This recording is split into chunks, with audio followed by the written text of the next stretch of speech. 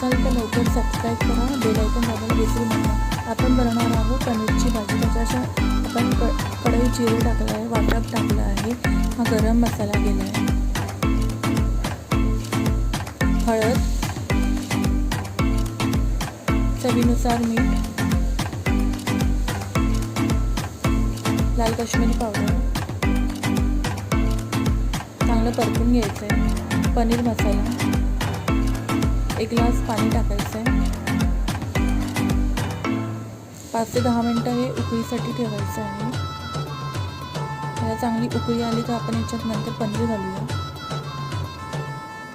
आता उकळी आली, आता आपण पनीर घालूया.